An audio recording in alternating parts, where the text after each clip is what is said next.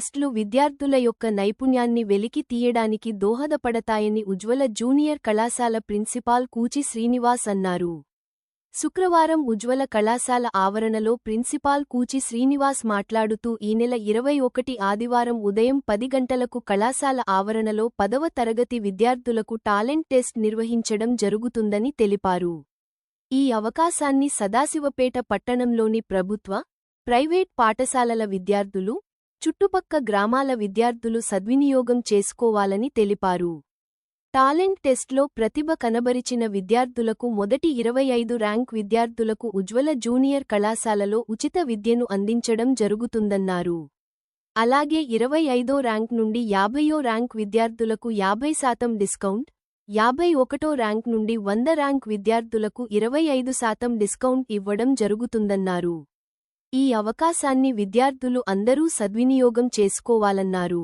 Talent test నిర్వహించడం ముఖ్య ఉద్దేశం విద్యార్థుల యొక్క నైపుణ్యాన్ని, ఆత్మవిశ్వాసం పెంచడం కోసం నిర్వహిస్తున్నామని తెలిపారు.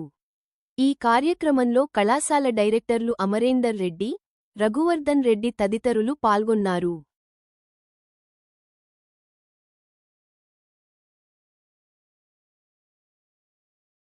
అందరికీ నమస్కారం.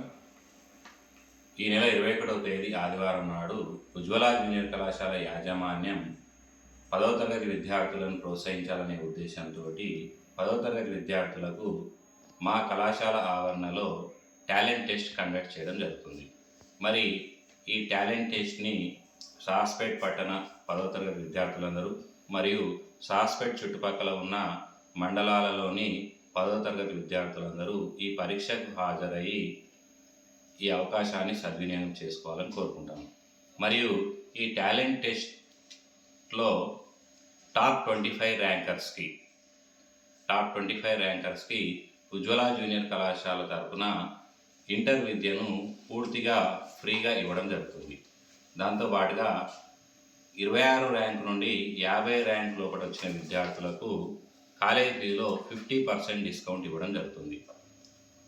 51 ర్యాంక్ నుండి 100 ర్యాంక్ లోపల వచ్చిన విద్యార్థులకు కాలేజ్ ఫీజులో 25% డిస్కౌంట్ ఇవ్వడం జరుగుతుంది. కాబట్టి విద్యార్థులందరూ ఈ అవకాశాన్ని సద్వినియోగం చేసుకోవాలి.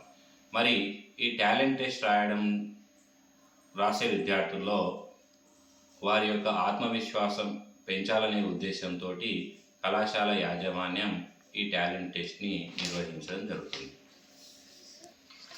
ఉజ్వల టాలెంట్ టెస్ట్ ఉజ్వల జూనియర్ కళాశాల ఆవరణలో ఈ ఆదివారం 21 డిసెంబర్ నాడు ఉదయం 10 గంటల నుండి 12 గంటల వరకు నిర్వహించడం జరుగుతుంది.